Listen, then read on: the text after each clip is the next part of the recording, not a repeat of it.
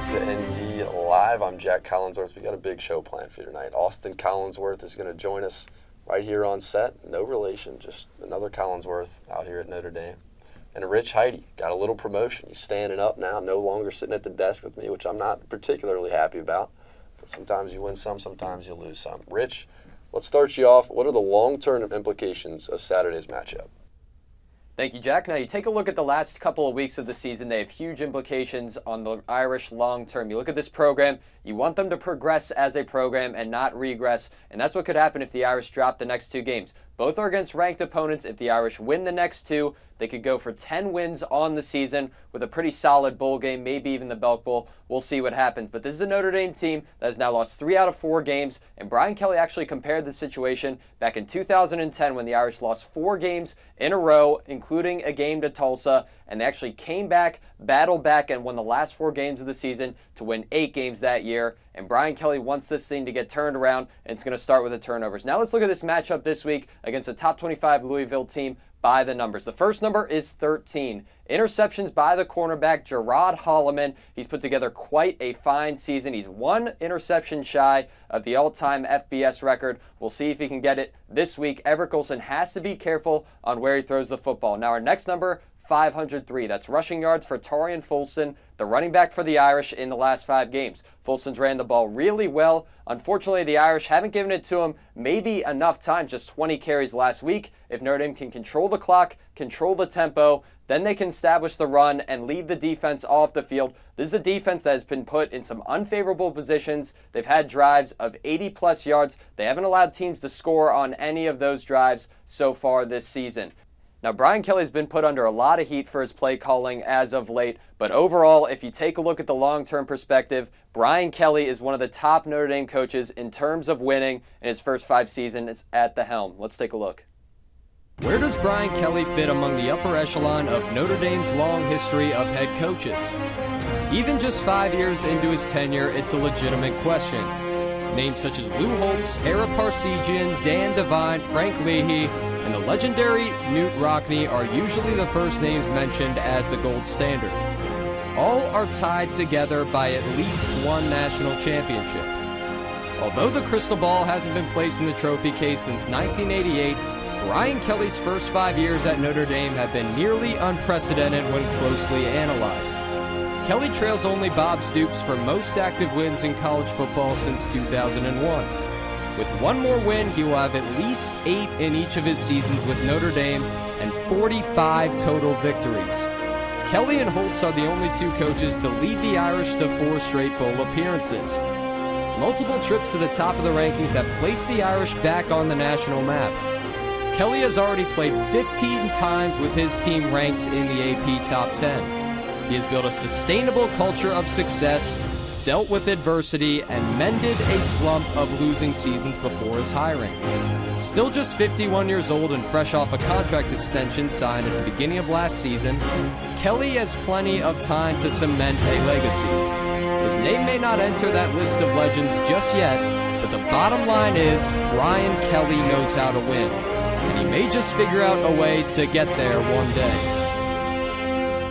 Rich, thank you. I mean, if there's one thing I can tell you, winning is going to cure all. You win, the Gatorade is going to taste a little nicer. You know, the cold wind's going to feel a little bit warmer. If there's someone out dealing with a little bit of cold wind right now, it's our field reporter, Laura Thomas. Laura, you staying warm?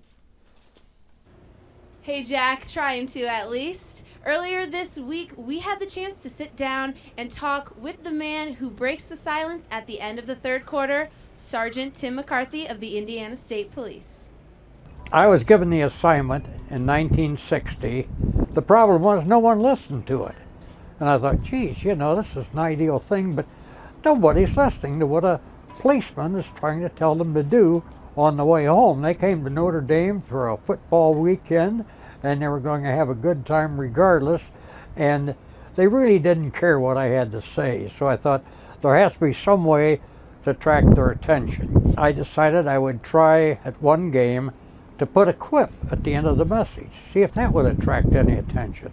So I did a pitch on drinking and driving, how bad it was, and I put a quip line at the end of that. Remember, the automobile replaced the horse, but the driver should stay on the wagon.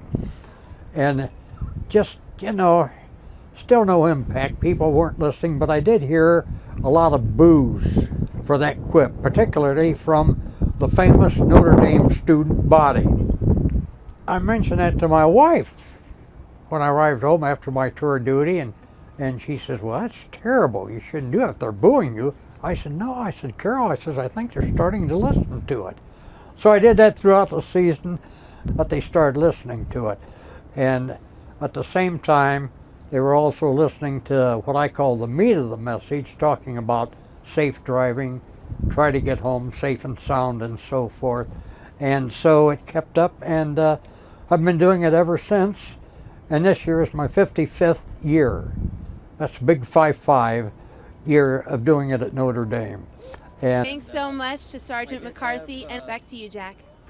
All right, thanks. Back in the studio now with Austin Collinsworth, man.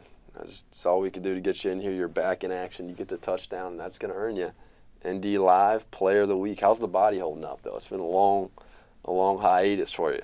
Feeling all right? Feel all right, for an old guy. It's kind of a relative term at this point. It's been a long season, but I feel back. I feel ready to play football, and just happy to be out there. And you're playing football well. The touchdown, you scoop it up. Take us through the play. What do you remember about it? All right, so I'm in cover one, so I'm dropping the deep middle of the field, just covering up, being the backstop of the defense. And I see the guy catches the ball. Cody does a great job of punching it out, and that thing was sitting on the ground. I'm telling you, there was light glowing off it. It was like a gift from God or something. And I pick it up, get some blocks, run in the end zone. I thought back to a moment we had about 2 years ago. We were planning celebrations. Longboat Key, Florida. Yeah, we had a lot of scratched off the list, but we finally ended up with a heel click. Across the goal line, did a little heel click. Yeah. Only regret is I didn't put my hands on my hips and do like the full Irish dig. Yeah. But win some, you lose some, I guess. So as the captain of this team, hats off to Northwestern. You guys are now 7-3. A Louisville team coming in here that's 7-3 as well. What do you tell these guys? What do you do throughout the week to get ready for Louisville and get this thing right back on track? It's all about the details. We got a lot of young guys on defense. We got to get them in the film room, and I got to spend more time in the film room myself. And we've done a great job of that. And I think practice has been as good as it's ever been. Probably the best practice week that we've ever had. And guys are watching extra tape. We got crowds in there right now watching tape, which is pretty phenomenal. It's the best I've seen since I've been here. So let's hope it translates to the field. Good stuff. Good stuff. The last home game of the year usually means marshmallows are coming in hot. You're the captain of this team, man. What do you tell the guys? Give it to them straight. Don't lay it on them easy. No more marshmallows. Here's Austin Collinsworth. Just don't hit me with the marshmallows, man. I don't really care.